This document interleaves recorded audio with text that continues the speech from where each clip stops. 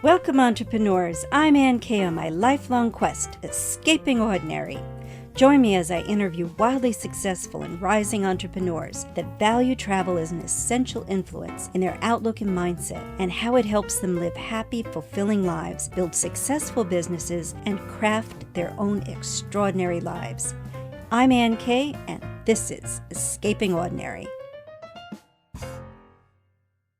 I'm so excited about today's guest, but first, if you missed the last episode, I hope you'll check out my interview with Ron Cool. We discussed his journey to create a company, Live Different, a done-for-you and a done-with-you marketing agency, and his stellar podcast, Hindsight Hacking. Garry, first, thank you for agreeing to come back and talk in more depths about Operation Underground Railroad, important operations. I'm looking forward to asking you about achievements and goals for the future.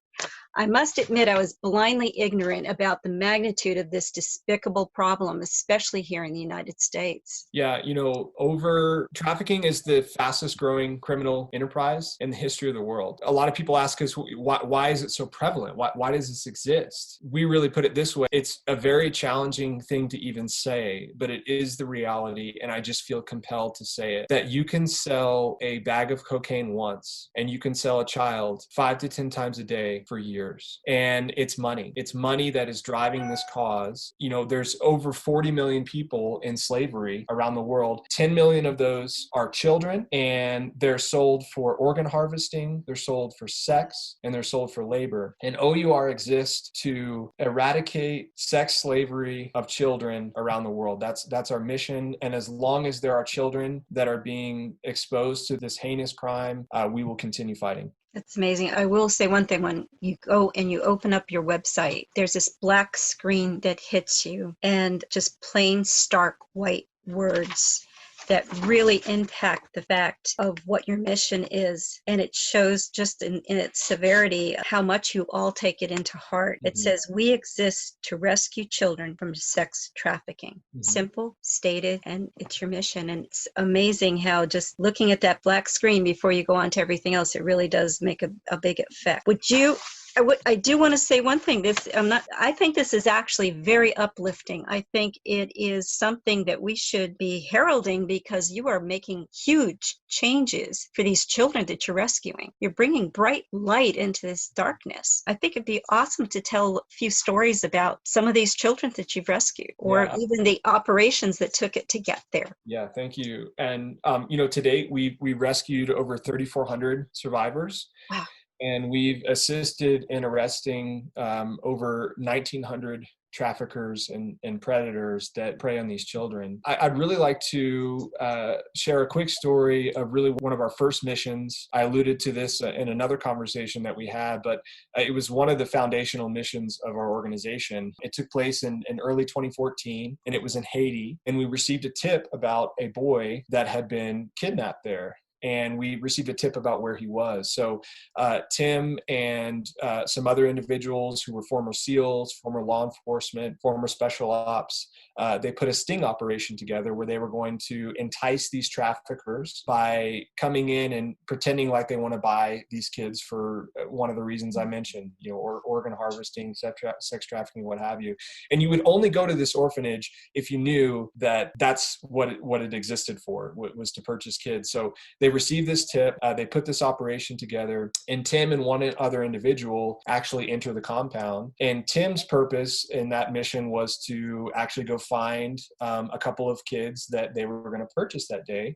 And his partner, the individual he was with, was actually going to facilitate the transaction with the trafficker. So he had the money back. So Tim comes in, he picks up a child, holds him in his arms. And the reason why he wants to do that is he actually wants to go further back in the compound and just kind of see, take stake of what's going on back there and gather evidence, because they have hidden cameras on them. And so as he gets further and further back into the compound while holding this child, it gets quieter and quieter. And all of a sudden he hears footsteps behind him. And these footsteps have been following him the whole way. He just didn't realize until now. So he turns around, and there's a little girl there, a little bit older than the boy that he has in his arm. And the girl just has this real intense look on her face. She's just staring at him. And so he doesn't want to draw too much attention to himself. So he pulls a chocolate bar out of his pocket, breaks it in half, and hands it to the girl.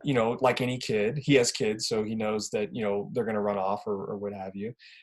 Immediately, without even thinking about it, this girl breaks the chocolate bar in half and hands half of it to the boy in Tim's arms.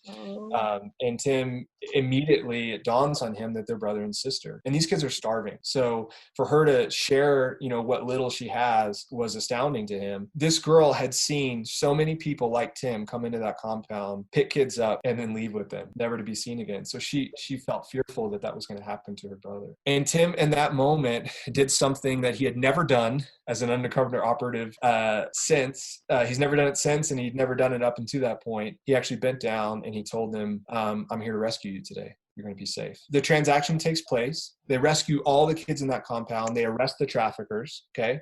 The reason why they were in that compound is because they received a tip about a boy, a very special boy named Gardy, that they were attempting to rescue. Now, unfortunately, Gardy was not there. And so Tim had to tell Gardy's father that the boy wasn't there. So they cried for a moment. And then his father says, if I have to lose my son to rescue those kids, it will have been worth it. As if that statement is not the most amazing thing you've heard. The father actually ends up adopting, I don't even know, seven kids from that rescue mission. That father takes them in and is now their father and providing for them, since that day. Tim was so compelled by that man's actions that day. As he was talking to his wife, he was saying, I want to be like him. I want to emulate him, because I can't imagine having gone through what he's gone through, lost his son, and yet still opening up his house to other kids in need. That capacity for love. Oh my gosh. It's far beyond what I think I could ever produce or participate in. So Tim's wife, when Tim is telling her that story, Tim's wife says, you can. And the two kids that Tim picked up that day. Oh, how nice. He adopted them. He adopted them 3 years later, and they're now living with him in Utah, and they have a forever family. So O.U.R partners with different adoption agencies. A lot of people know us for our rescue missions, but we really care so much about aftercare as well. And so we always make sure that the children that are liberated have a warm bed, they have resources, they have funding available through adulthood so that they can continue on their healing journey. That was something that really impressed me with the program and what you're able to do. I believe his wife also started some kind of a program fairly recently. Maybe on a future episode we could go over that as well. That would be absolutely. Children need families. It's an extension of O.U.R's aftercare, and our purpose there is to connect families with liberated children so that they can also have a forever home. This is a great story. Thank you so much. Will you come back and visit us more and talk more about the programs and what operations are going on? Absolutely. Yeah. I'd love to stay in touch with you all. I love what you're doing on this podcast. And thank you for partnering. We have a lot of ties to the abolitionist days and the transatlantic slave trade.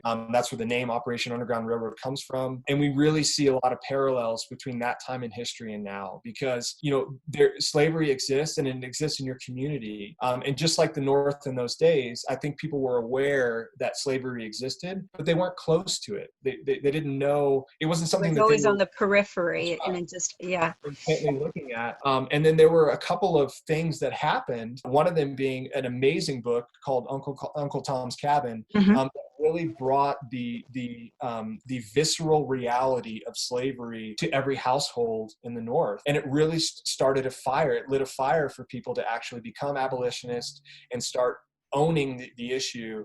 And doing something about it. And that's really our mission here, is that we want to start a fire. We want to make people aware that there are children around the world that are literally living in hell on earth. And your stories will actually, when people see that there are positive results, I think that's when people are willing to help and realize that whatever they do can make a difference. I'm hoping that the people that are listening to this podcast today will be able to be inspired to learn more about Operation Underground Railroad and do something to help you guys keep those missions going and rescue those children and put them in loving homes, have productive life experiences afterwards. Yeah, absolutely. And if, for me at least, when I was first, when the lights came on for me personally, it was through a documentary called Operation Tucson. It can be found on Amazon Prime. And I'm actually, for every listener, I'm giving you some homework. Please watch that documentary, Operation Toussaint, Toussaint.